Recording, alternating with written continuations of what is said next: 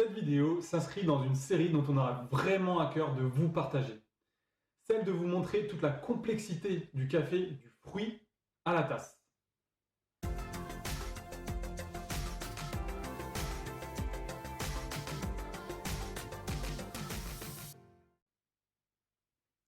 Bienvenue tout le monde!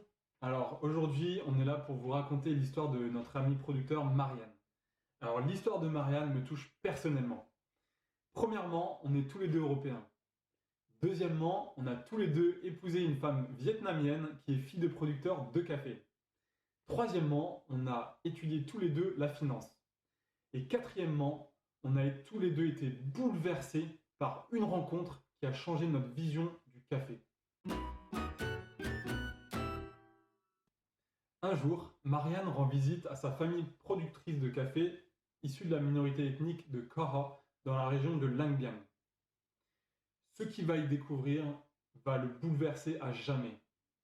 Il a découvert des faits choquants qui lui ont carrément donné envie de s'investir dans le café. Lui en tant que torréfacteur, elle, sa femme, en tant que barista. Après des années, je dis bien des années de persévérance, il a réussi à transformer toute la communauté, faisant passer leur production du café de commodité, qui rémunère mal les producteurs, au café de spécialité, qui rémunère dignement leur dur labeur.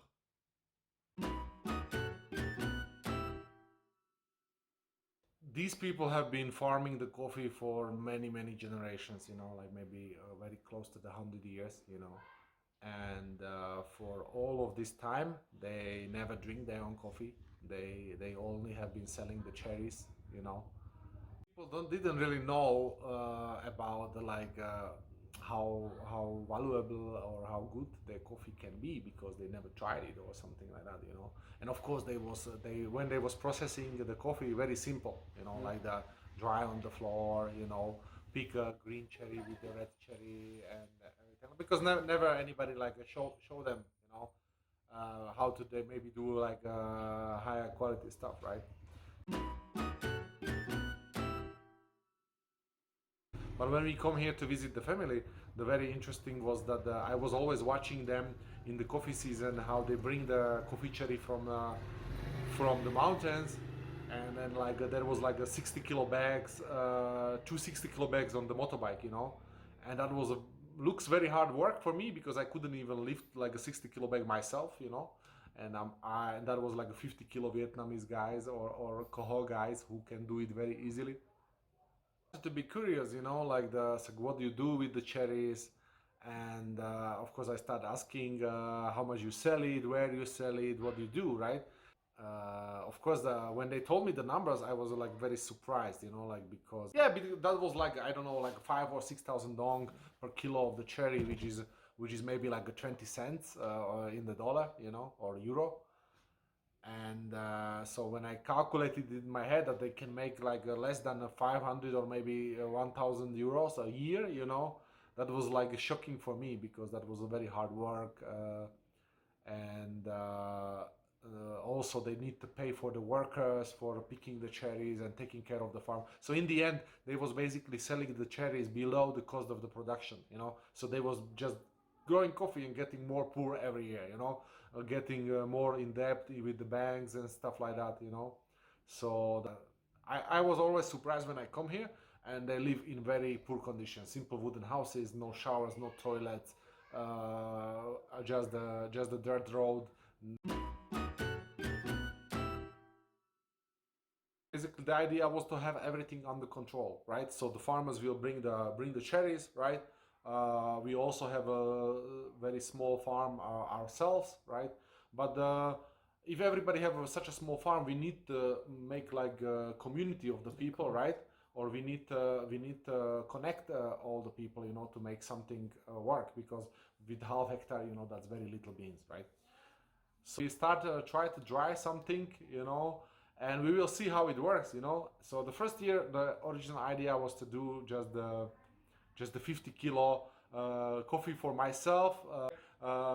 So I was thinking I will just try something because we didn't know what we're doing really.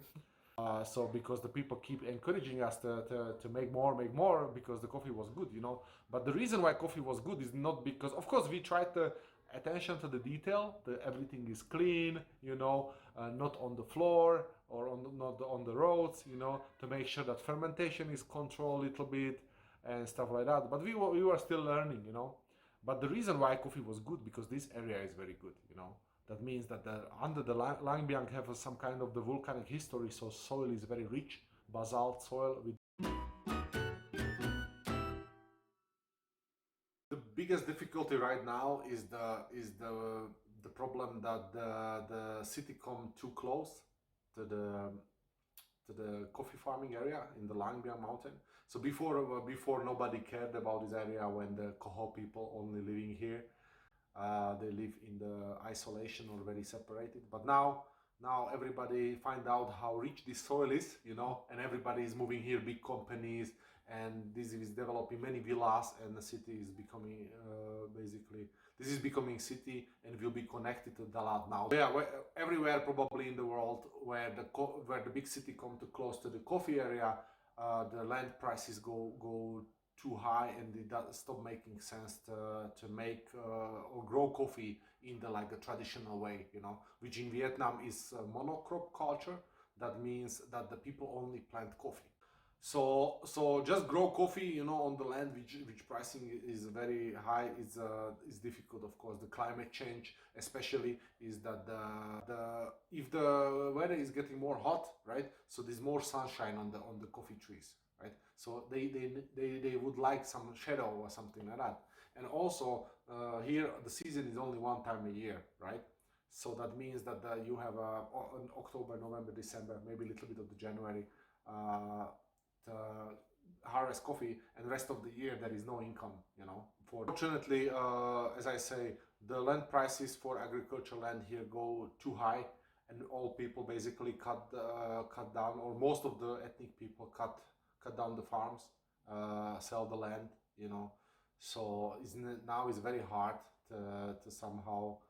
In last 3 years we lost a very big percentage of the farms. And also, I think this problem is everywhere in the world, that the younger generation, they don't really want to continue farming coffee. Yeah, and then average age of the farmer now is like 60 years old, you know, so it's like very old people, you know. On espère vraiment que cette vidéo vous aura permis de voir la réalité du terrain et à quel point c'est difficile de cultiver du café. Pour nous, c'est important de boire du bon café, pas seulement par rapport au goût, mais surtout pour assurer la pérennité de la filière. Faites-nous savoir en commentaire votre ressenti. Merci d'avoir regardé et moi je vous dis à bientôt.